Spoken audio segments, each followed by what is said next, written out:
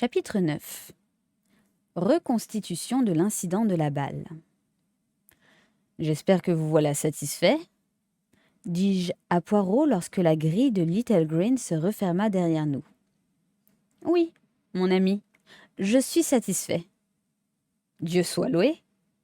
Le mythe de la méchante demoiselle de compagnie, la vieille dame riche, s'évanouit. Le mystère de la lettre retardée et le fameux incident de la balle du chien se montrent sous leur couleur naturelle. Enfin, tout s'arrange de façon satisfaisante.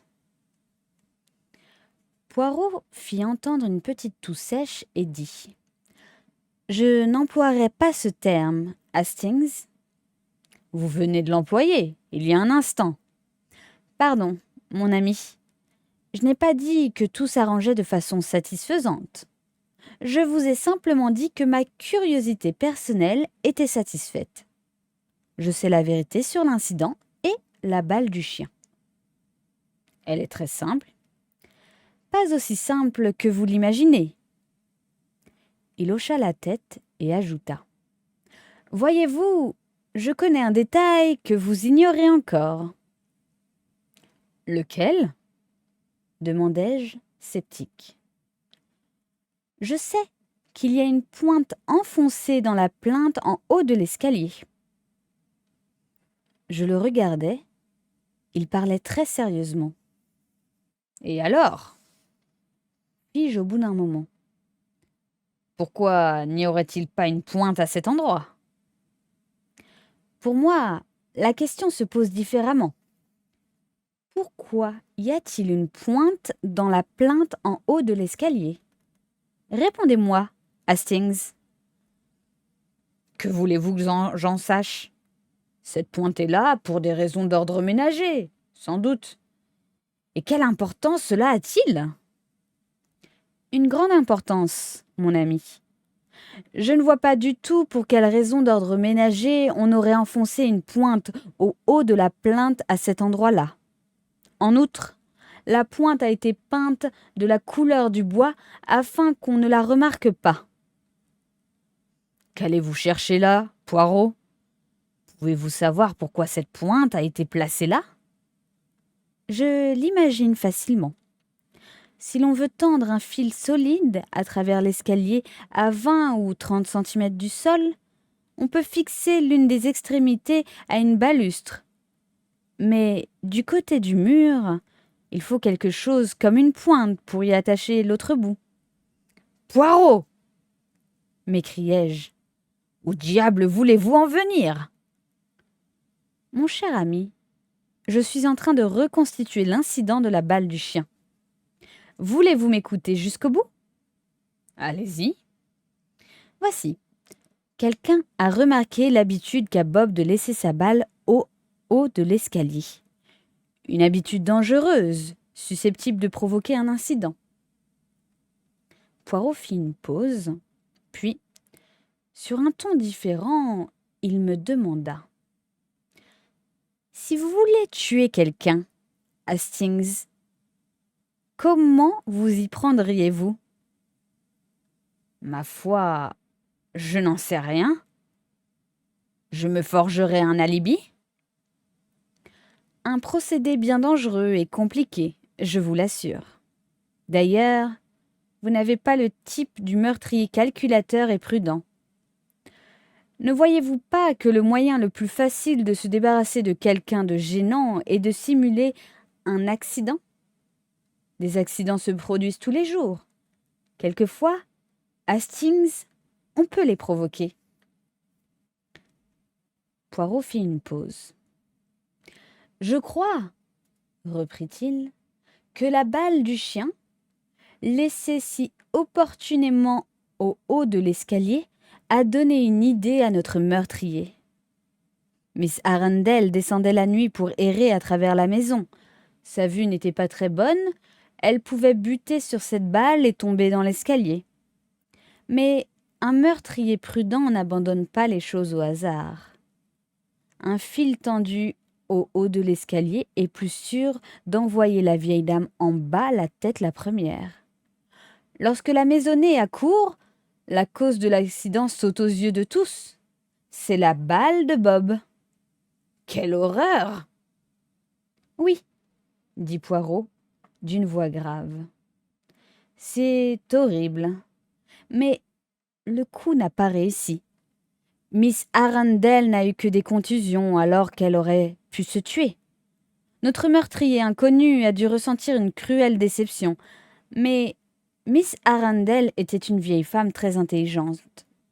Tout lui disait qu'elle avait glissé sur la balle et la balle se trouvait là, en évidence. Cependant, plus elle se rappelait les faits, plus elle était convaincue que l'accident s'était produit de façon différente. Elle n'avait pas glissé sur la balle. En outre, elle se souvenait d'autre chose. Elle se souvenait d'avoir entendu Bob aboyer pour demander à entrer le lendemain matin à 5 heures. Naturellement, cela ressemble à un jeu de devinette, mais je crois ne pas me tromper. Miss Arundel avait elle-même ramassé la balle du chien la veille au soir et l'avait mise dans son tiroir. Après quoi, Bob sortit et ne rentra pas de la nuit.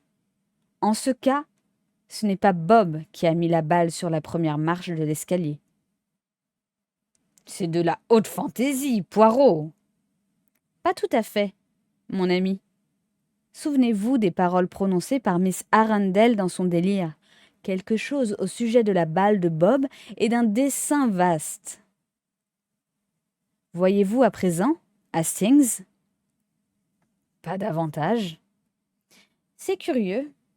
Voyons, Hastings, on ne dit pas un dessin vaste. Un champ peut être vaste, mais pas un dessin. Un dessin peut être de travers. Si vous voulez. Moi, je devinais aussitôt qu'Aileen avait mal compris sa maîtresse. Ce n'est pas vaste, mais vase qu'il fallait entendre. Le dessin sur le vase. J'avais remarqué dans le salon un vase en porcelaine orné d'une gravure où il y a un chien. L'esprit préoccupé des paroles prononcées par la malade dans son délire, je retourne au salon et étudie de plus près le dessin et je constate qu'il s'agit d'un chien demeuré dehors toute la nuit. Saisissez-vous le sens des propos de Miss Arundel. Bob, comme le chien qui se trouvait sur la gravure du vase, est demeuré dehors toute la nuit. Ce n'est donc pas lui qui a laissé sa balle sur l'escalier. « Vous êtes un monstre de génie !» m'écriai-je, admirant malgré moi le raisonnement de Poirot. « Comment faites-vous pour découvrir toutes ces choses ? » Je ne les découvre pas. Elles se présentent tout simplement, à la vue de tous. Il suffit de regarder. Dès lors, vous comprenez la situation. Miss Arundel, étendue sur son lit après sa chute, conçoit des soupçons. Ces soupçons sont peut-être absurdes, mais depuis l'incident de la balle du chien, je vis dans le doute et l'inquiétude, m'écrit-elle. Et la malchance veut que sa lettre ne me parvienne que 2 mois après. Dites-moi, mon cher, les termes de sa lettre ne concordent-ils pas avec les faits? Je l'admets volontiers. Reste un autre point, digne de considération, poursuivit Poirot. Miss Lawson ne voulut à aucun prix que l'absence nocturne de Bob arrivât aux oreilles de sa maîtresse. Vous pensez qu'elle... Je dis que le fait doit être soigneusement retenu. J'y réfléchis pendant 1 minute ou 2. Poussant un soupir, je déclarai enfin à mon ami. Tout cela me paraît du plus vif intérêt, du moins en tant qu'exercice mental. Poirot, je vous salue bien bas. Vous venez de réaliser un chef-d'œuvre de reconstitution des faits. Quel dommage que la vieille demoiselle soit morte. Oui, dommage. Elle m'écrit qu'on a essayé de la tuer. En somme, c'est bien ce que veut dire la lettre. Et peu après, elle meurt. Et vous êtes bien déçu de savoir qu'elle a succombé à une mort naturelle. Admettez-le, Poirot. Il haussa les épaules. Peut-être croyez-vous qu'elle a été empoisonnée? Hasardai-je malicieusement. L'air découragé, Poirot hocha la tête. Il semble bien que Miss Arundel soit morte d'une mort naturelle, murmura-t-il. Il ne nous reste plus qu'à retourner à Londres, l'oreille basse. Pardon, mon ami, nous ne retournons pas à Londres. Que dites-vous, Poirot? M'écriai-je. Si vous mettez un chien sur la piste du lapin, le chien retourne-t-il à Londres? Non, il court au trou du lapin. Que signifie? Le chien chasse les lapins. Hercule Poirot chasse les criminels. Nous avons ici un meurtrier dont le crime n'a pas réussi. Néanmoins, un meurtrier. Et moi, je vais le poursuivre dans le terrier. Il ouvrit une grille. Où allez-vous, Poirot? Dans le terrier, mon ami. Voici la maison du docteur Granger, qui a soigné Miss Arundel au cours de sa dernière maladie. Le docteur Granger était un homme d'une 60aine d'années. Son visage, mince et osseux, se terminait par un menton agressif. Ses sourcils broussailleux ombrageaient des yeux gris intelligents. Il nous regarda longuement l'un après l'autre et demanda d'un ton bourru. « Que puis-je faire pour vous ?» Poirot se lança dans un de ses brillants discours. « Je vous présente toutes mes excuses, docteur Granger. Je dois vous avouer tout de suite que je ne viens pas vous consulter du point de vue médical. » Le médecin répliqua sèchement. « Heureux de vous l'entendre dire. Vous paraissez assez bien portant. » « Je vais vous expliquer le but de ma visite, » reprit Poirot. « La vérité est que je suis en train d'écrire un livre sur feu le général Arundel qui vécut à Market Basing plusieurs années avant sa mort. » Le médecin parut surpris. « En effet, le général Arundel a vécu ici jusqu'à sa mort. Il habitait Little Green, une propriété située au haut de la rue, juste au-dessus de la banque. Vous y êtes peut-être allé? » Poirot acquiesça. « Mais c'était bien avant mon arrivée ici. Je ne suis à Market Basing que depuis 1919. » « Vous connaissiez sa fille, Miss Arundel? » ?»« Oui, je connaissais très bien Miss Emily. » »« Jugez de ma déception lorsqu'on m'a appris son récent décès. » »« Fin avril. » »« Vous comprenez, je comptais sur elle pour me fournir toutes sortes de détails concernant son père. » »« En effet, mais je vois pas bien à quoi je puis vous être utile. » Poirot demanda. « Le général Arundel n'a-t-il aucun enfant vivant? » ?»« Non, tous morts. » »« Combien étaient-ils? » ?»« 5, 4 filles et un fils. » »« Et de quoi se compose la génération suivante? » ?»« Charles Arundel et sa sœur Teresa. Vous pourriez vous adresser à eux, mais je doute qu'ils puissent vous renseigner. Les jeunes ne s'intéressent guère à leurs ancêtres. Il y a aussi une certaine Madame Tagnos, mais là non plus, vous ne découvrirez pas grand-chose. » »« Il possède sans doute des documents, des papiers de famille? » »« Peut-être. Après la mort de Miss Emily, je sais qu'on a mis de l'ordre dans les papiers et qu'on en a brûlé pas mal. » Poirot poussa un soupir. Le docteur Granger l'observa curieusement.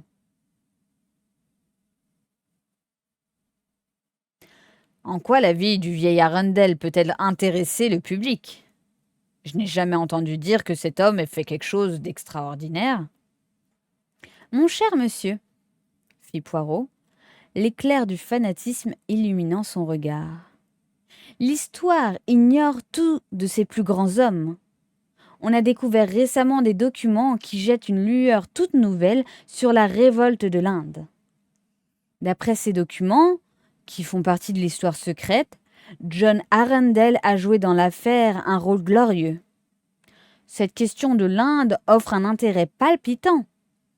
Il s'agit ni plus ni moins de la politique coloniale anglaise, sujet brûlant de l'heure actuelle. Dit le médecin. On m'a dit que le vieux général Arundel parlait toujours de cette révolte. Il en devenait même énervant, paraît-il. Qui vous a dit cela? Miss Peabody. Allez plutôt la voir. C'est une doyenne du pays. Elle connaît très bien la famille Arundel. Elle adore bavarder et vous ne perdrez pas votre temps, car elle vaut la peine d'être vue. Merci. Voilà une idée excellente. Voulez-vous aussi me donner l'adresse du jeune Mr. Arundel, le petit-fils du général? Charles, si vous voulez. Mais je vous préviens, c'est un gamin de la nouvelle génération, sans le moindre respect pour les traditions familiales. Est-il tout jeune? Pour un vieux fossile comme moi, c'est un tout jeune homme, dit le docteur Granger avec un clignement d'œil malicieux. Il peut avoir dans les 30 ans. Il appartient à ce genre d'individus qui constituent un souci et une responsabilité pour leur famille. Il possède un grand charme personnel, mais rien d'autre. On a tout essayé sans rien en tirer de bon.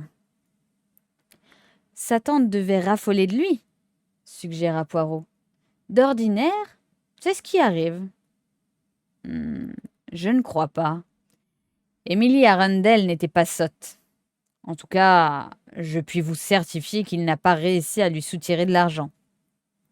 La vieille demoiselle se montrait féroce, comme une croque-mitaine avec son neveu.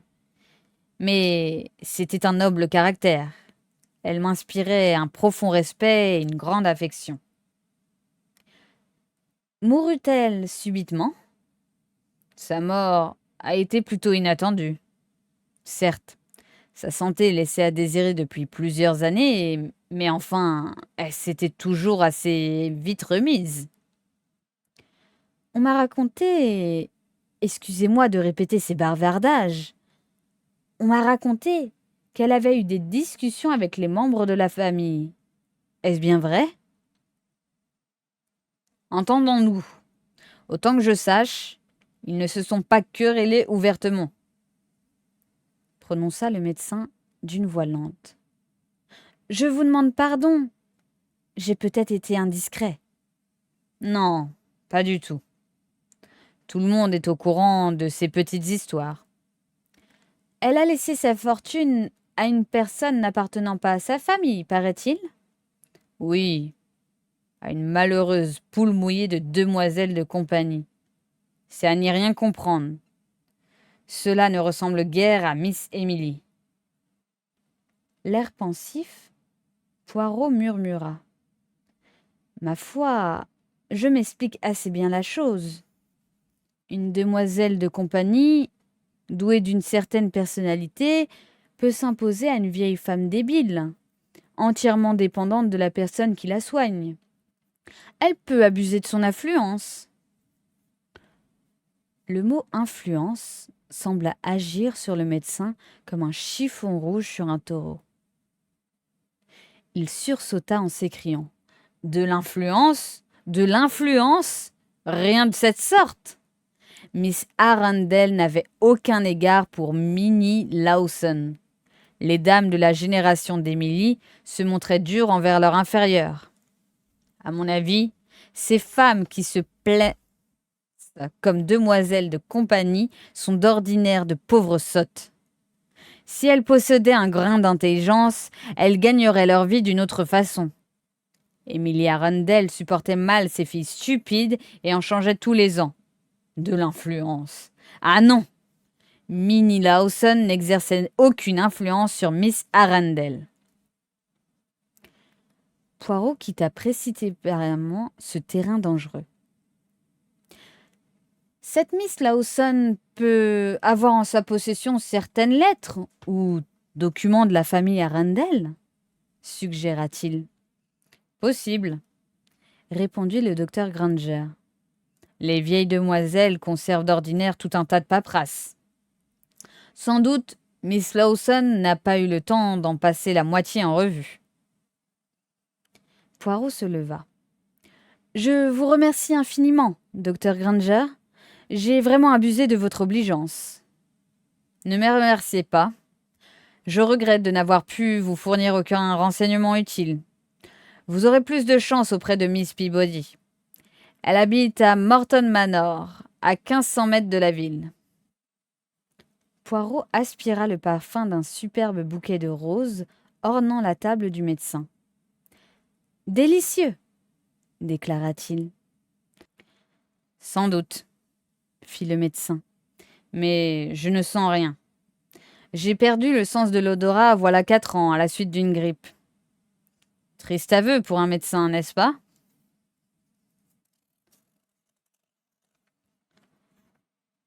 Docteur commence par te soigner. Quel ennui. Le tabac ne me dit plus rien. À propos, docteur, vous deviez me donner l'adresse du jeune Arundel, rappela Poirot. Oui, je vais vous la donner tout de suite. Il nous accompagna dans le vestibule et appela Donaldson. Mon associé, expliqua-t-il. Il doit la connaître, c'est la fiancée de Teresa, la sœur de Charles. Il appela de nouveau. Donaldson ! D'une des pièces de derrière sortit un jeune homme de taille moyenne, d'aspect plutôt terne et aux gestes précis. On aurait pu imaginer contraste plus frappant avec le docteur Granger. Celui-ci expliqua ce que désirait Poirot. Les yeux du docteur Donaldson, des yeux bleu pâle, un peu saillants, nous dévisagèrent longuement. Enfin, il parla d'une voix nette et précise. « Je ne sais pas exactement où l'on peut trouver Charles. Je vais vous donner l'adresse de Miss Teresa Arundel. Sans doute sera-t-elle en mesure de vous dire où vous pourrez rencontrer son frère. » Poirot se montra satisfait. Le docteur Donaldson écrivit une adresse sur une page de son bloc-notes, la déchira et la tendit à Poirot, qui le remercia. Nous prîmes congé des deux médecins. Tandis que nous gagnions la porte, j'eus l'impression que le docteur Donaldson, debout, dans le vestibule, nous suivait d'un regard méfiant. Chapitre 10. Visite à Miss Peabody. Est-il vraiment nécessaire de raconter de tels mensonges, Poirot ? Demandai-je à mon ami en quittant la maison du docteur Granger. Poirot haussa les épaules. Si on doit mentir, j'ai remarqué que votre nature répugne aux mensonges. Moi, cela ne me dérange nullement de mentir. Je m'en suis bien aperçu, m'écriai-je. Si l'on doit mentir, autant le faire avec art et raconter une belle histoire, bien convaincante. Croyez-vous que votre mensonge ait convaincu le docteur Donaldson ? Ce jeune homme est un sceptique, admit Poirot, pensif. Il m'a paru bien méfiant. Je ne comprends pas pourquoi. Tous les jours, des imbéciles écrivent la vie d'autres imbéciles. Il n'y a là rien d'extraordinaire. Première fois que je vous entends traiter d'imbécile, observai-je en ricanant.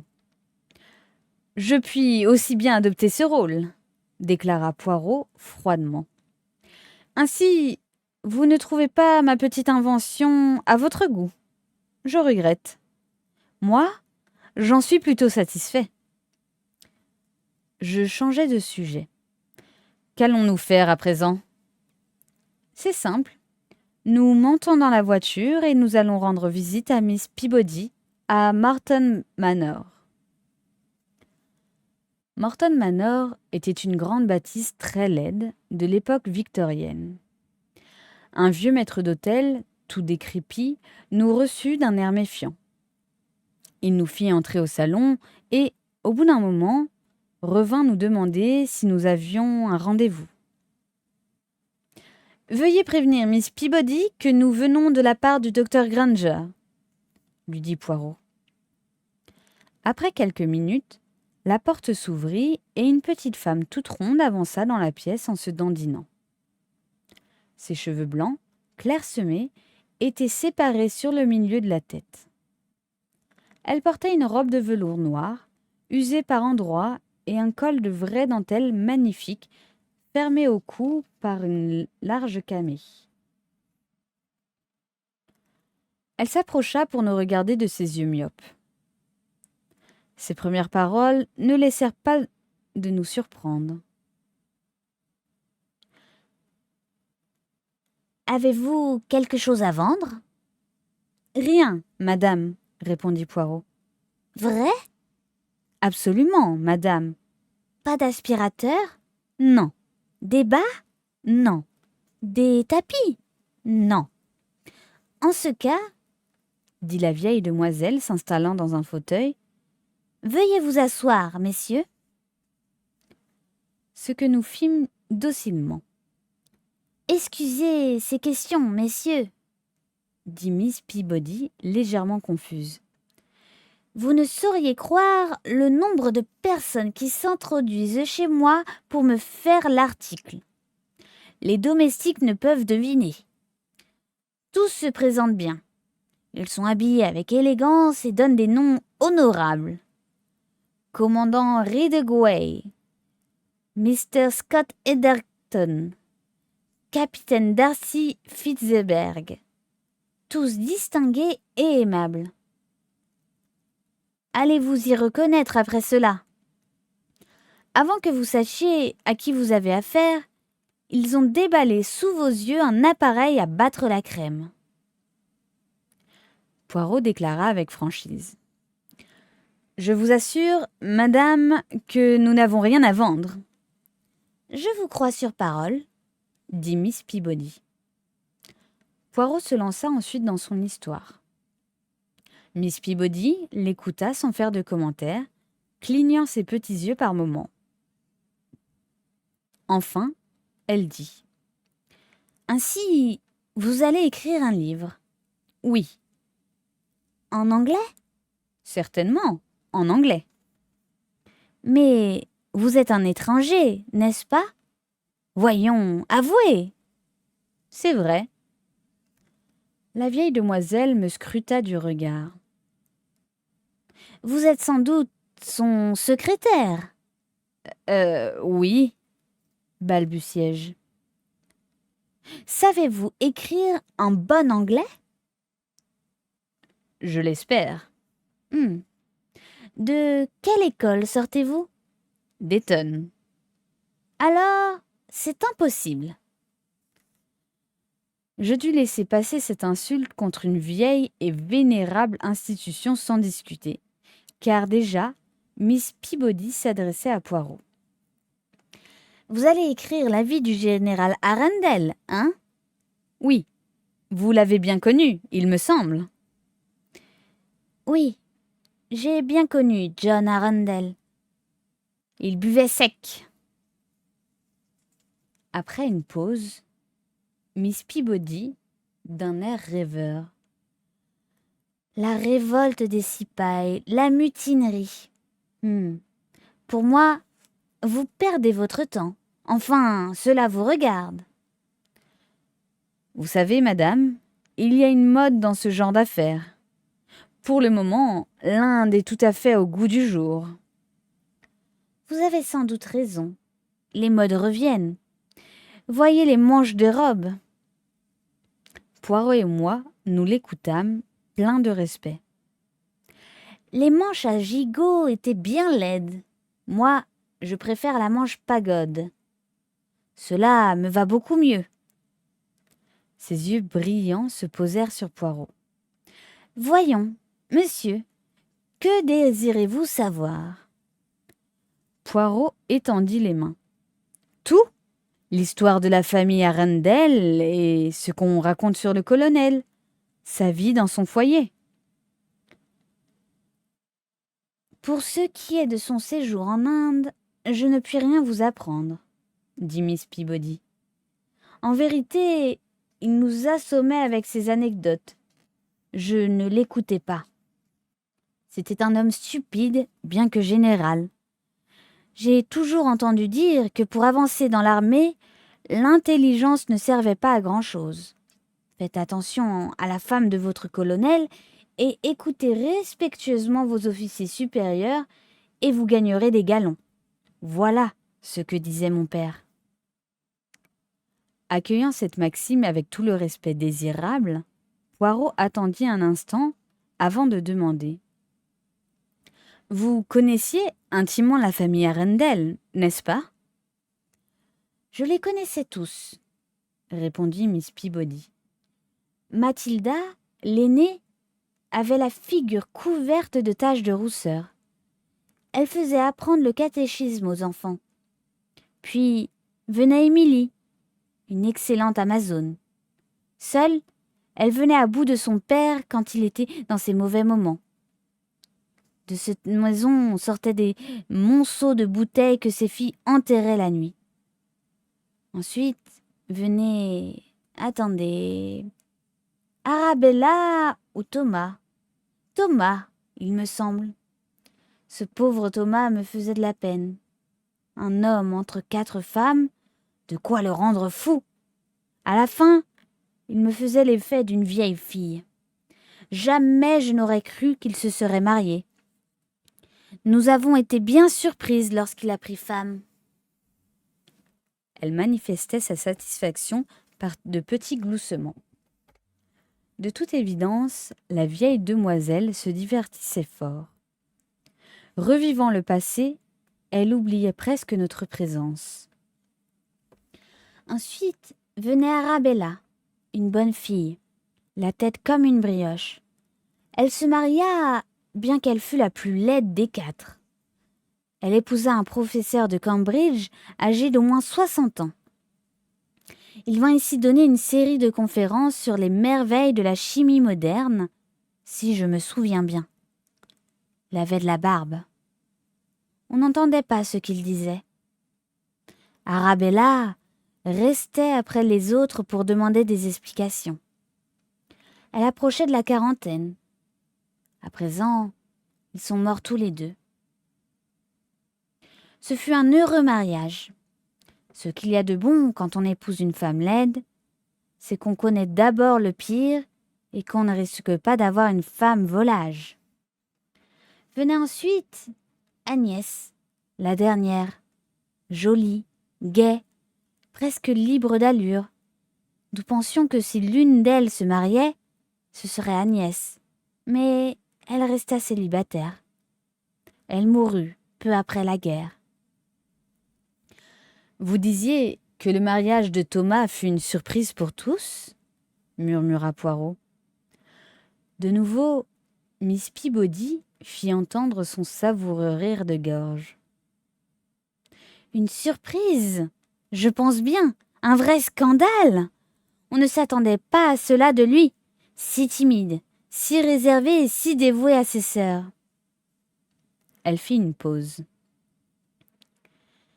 Vous vous souvenez peut-être d'une histoire qui fit grand bruit vers 96 ou 97 ? Mrs. Varley, accusée d'avoir empoisonné son mari avec de l'arsenic ? Une fort belle femme, ma foi. Elle fut acquittée. Thomas Arundel en devint fou amoureux. Il achetait tous les journaux, il lisait tout ce qui avait trait à l'affaire et découpait les photographies de Mrs. Varley. Croyez-moi, si vous voulez, mais quand le procès fut terminé, il gagna Londres et demanda à cette femme de l'épouser. Lui, si calme, si casanier. Avec les hommes, on ne peut jurer de rien. Ils sont toujours prêts à commettre des folies. Et qu'advient-il ? Elle l'épousa. Ses sœurs en furent très affectées? Je crois bien. Elles refusèrent de recevoir cette femme. Tous considérés, je ne les blâme pas. Thomas se fâcha à mort avec ses sœurs. L'a habité dans l'île de Jersey ou Guernesey et on n'entendit plus parler de lui. Je ne sais si sa femme a empoisonné son premier mari. Toujours est-il qu'elle n'a pas empoisonné Thomas. Il lui a survécu 3 ans. Ils eurent 2 enfants, un garçon et une fille. Tous 2 très beaux. Ils tiennent de leur mère. Venaient-ils souvent voir leur tante? Pas avant la mort de leurs parents. À cette époque, ils étaient déjà grands et allaient au collège. Ils passaient ici leurs vacances. Émilie était seule. Les enfants de Thomas et leur cousine, Bella Biggs, constituaient toute la famille. Biggs? La fille d'Arabella, une enfant timide, un peu plus âgée que Teresa. Elle a tout de même réussi à se marier et à épouser un médecin grec qui étudiait avec elle à l'université. Un homme laid, avec, il faut bien l'admettre, des manières très séduisantes. La pauvre Bella passait son temps à aider son père ou à tenir les écheveaux de laine de sa mère. Elle ne pouvait espérer mieux. Cet étranger lui a plu tout de suite. Leur union est-elle heureuse? On ne peut savoir au juste ce qu'il se passe dans les ménages, lança la vieille fille. Mais ces 2-là paraissent vivre en harmonie. Ils ont 2 enfants au teint plutôt jaune et habitent Smyrne. Sont-ils en Angleterre en ce moment? Oui, ils sont arrivés en mars. Ils ne tarderont pas à retourner en Syrie. Miss Arundel aimait-elle cette nièce? Bella? Oh, oui, beaucoup. Bella est une femme très simple, toujours occupée de ses enfants et de son mari. Miss Arundel approuvait-elle le choix de sa nièce? Non, elle n'approuvait pas ce mariage avec un étranger, mais elle avait fini par aimer le docteur Tanios. C'est un individu très intelligent et, si vous m'en croyez, il menait gentiment la vieille tante par le bout du nez. Il avait flairé le magot. Poirot toussa. Ainsi, Miss Arundel a laissé une grosse fortune, murmura-t-il. Miss Peabody se carra dans son fauteuil. Oui, personne ne le croyait aussi riche. Voici comment elle a engrossi son capital. Le vieux général Arundel laissait une jolie petite rente, divisée également entre son fils et ses filles. Cet argent, très bien placé, rapportait gros. Évidemment, Thomas et Arabella emportèrent leur part lorsqu'ils se marièrent. Les 3 sœurs qui restaient ici ne dépensèrent pas le 10e de leurs revenus mis en commun et le capital continuait de s'arrondir.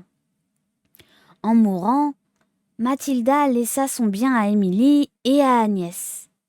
Agnès, à sa mort, légua sa fortune à Émilie.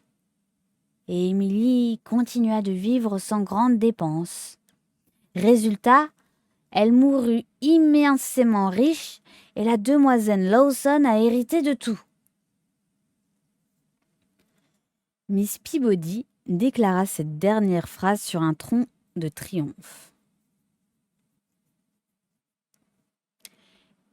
En avez-vous été bien surprise, Miss Peabody? À vous dire vrai, j'en ai été stupéfaite. Émilie m'avait toujours laissé entendre que sa fortune irait à ses nièces et à son neveu. Dans son premier testament, après quelques legs à ses servantes et quelques dons à des œuvres charitables, elle laissait ses biens à partager également entre Teresa, Charles et Bella. Quel coup ce fut quand, après sa mort, on découvrit qu'elle avait rédigé un Nouveau Testament par lequel elle abandonnait tout à la pauvre Miss Lawson. Ce testament fut-il rédigé peu de temps avant sa mort?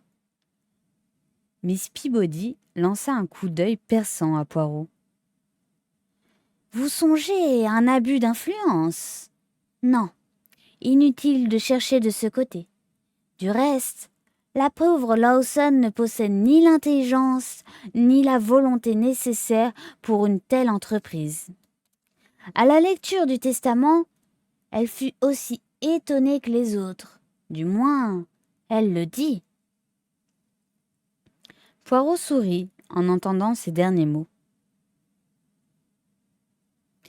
Miss Arundel a modifié son testament 10 jours environ avant sa mort, reprit Miss Peabody. Le notaire affirme que tout est en règle. Ma foi, c'est peut-être vrai. Vous dites, fit Poirot, se penchant en avant. Il y a un mystère là-dessous, murmura Miss Peabody. Tout n'est pas clair dans cette histoire. Et qu'en pensez-vous, Miss Peabody? Moi? Rien. Je ne suis pas le notaire pour connaître les mobiles qui peuvent intervenir et changer d'idée à une mourante. Mais, croyez-moi, il y a du louche là-dessous. Lentement, Poirot demanda. Personne n'a essayé de contester la validité du testament? Teresa a consulté un avoué, il me semble. Était-elle plus avancée? À quoi sert la vie d'un homme de loi? À rien, 9 fois sur 10. N'attaquez pas, me disaient 5 hommes d'affaires, un jour que je voulais traduire une personne en justice. Sans écouter leurs conseils, j'attaquais et je gagnais mon procès. Lorsqu'on m'appela à la barre des témoins, un jeune et habile avocat de Londres s'appliqua à me faire contredire. Il n'y réussit point. Vous ne pouvez reconnaître cette forure, Miss Peabody, disait-il. Elle ne porte aucune marque de fournisseur. Peut-être, répondis-je, mais il y a une reprise dans la doublure et je veux bien avaler mon parapluie si, à l'époque actuelle, on peut faire une reprise pareille. Il en demeure abasourdi. Miss Peabody riait de bon cœur. Je suppose, hasarda timidement Poirot, que les membres de la famille Arundel éprouvent une certaine rancune contre Miss Lawson. Il fallait bien s'y attendre. Vous connaissez la nature humaine. À peine le cadavre de l'homme ou de la femme est-il enterré que les personnes qui ont suivi le convoi s'entre-déchirent. Ce n'est que trop vrai, soupira Poirot. C'est l'humaine nature, prononça Peabody, tolérante. Poirot changea le cours de la conversation. Est-il vrai que Miss Arundel s'adonnait au spiritisme? Les yeux pénétrants de Miss Peabody se vrillèrent sur ceux de Poirot. Si vous vous imaginez que l'esprit de John Arundel est revenu et a ordonné à Emily de léguer son argent à Minnie Lawson et qu'Emily s'est soumise à cet ordre, vous vous trompez fort.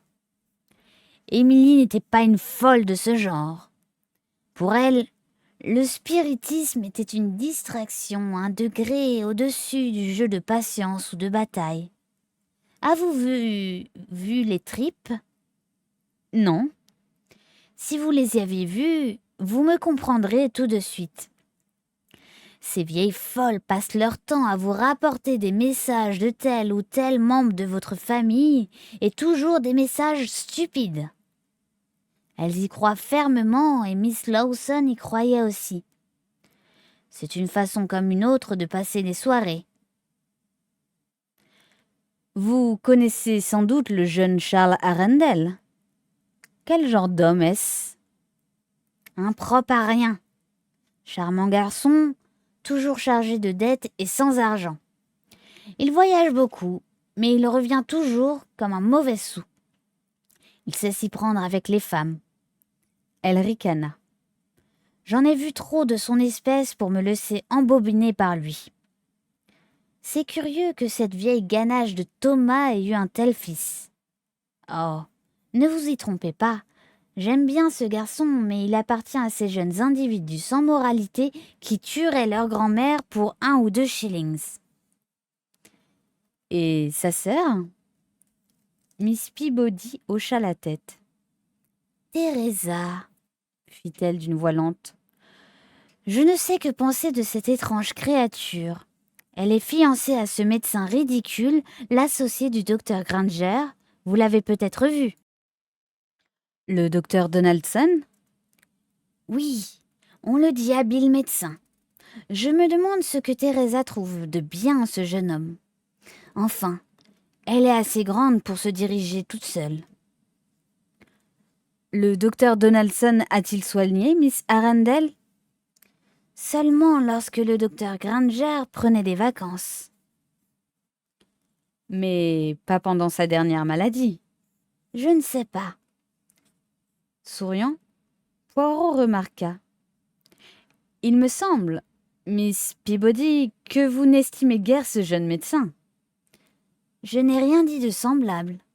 Je suis même certaine qu'il est très capable et habile à sa manière, qui n'est pas la mienne.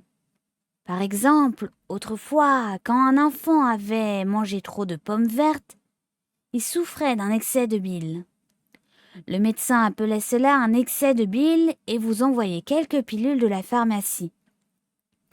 À présent, on vous dit que votre enfant souffre d'une acidité aiguë, qu'il faut surveiller son régime et on vous fait prendre le même médicament, mais sous forme de jolis petits comprimés préparés par des spécialistes de laboratoire et cela vous coûte 3 fois plus cher. Donaldson appartient à cette nouvelle école et les jeunes mères s'y laissent prendre. Cela fait tellement mieux. Mais ce jeune homme ne restera pas longtemps ici à soigner les rougeoles et les maux de ventre des gosses. C'est un ambitieux. Londres l'attire et il ne tardera pas à se spécialiser. Dans quelle branche? Les sérums thérapeutiques. Et si je m'exprime correctement, on vous pique avec une de ces horribles aiguilles hypodermiques, même si vous êtes en bonne santé, afin de vous préserver des maladies. Le docteur Donaldson étudie-t-il un sérum spécial? Je m'en demandais pas tant. Je sais seulement qu'il fait fi de la médecine générale et désire s'établir à Londres. Pour cela, il lui faut de l'argent et il est pauvre comme un rat d'église. Poirot murmura. Quelle tristesse de voir de talents entravés par le manque d'argent. Et dire qu'il y a des gens qui ne dépensent pas le quart de leurs revenus. Émilie Arundel n'en dépensait même pas le 10e. Bien des gens furent surpris en apprenant le chiffre de sa fortune qu'elle laissait à sa mort. Les membres de sa propre famille en furent-ils également étonnés? Pas tous, fit Miss Peabody, fermant à demi ses yeux pleins de malice. Un d'entre eux savait bien à quoi s'en tenir. Lequel? Maître Charles. Il a calculé d'après ses propres revenus. Charles n'est point un sot. C'est impropre à rien, n'est-ce pas? En tout cas, il n'a rien d'un niais. Après une courte pause, elle ajouta. Irez-vous le voir? C'est bien mon intention, dit Poirot d'un ton solennel. Il possède vraisemblablement certains papiers de famille concernant son grand-père. Oh, il en aurait fait un feu de joie, déclara la vieille demoiselle. Cette jeunesse n'a aucun respect pour les ancêtres. Il ne faut négliger aucune source de renseignement, observa Poirot, sentencieux. Évidemment, dit Miss Peabody d'un ton sec. La lueur qui passa dans ses yeux bleus produisit un effet désagréable sur Poirot. Il se leva. « Je ne veux pas abuser davantage de votre temps, madame, Je vous remercie infiniment de tout ce que vous avez eu la bonté de m'apprendre. J'ai fait de mon mieux, dit Miss Peabody. Nous nous sommes bien écartés de la révolte des Indes, il me semble. La vieille demoiselle nous serra la main. Vous me ferez savoir la date de publication de votre livre, dit-elle à Poirot. J'aimerais tant le lire. En sortant de chez Miss Peabody, nous perçûmes les échos de son rire.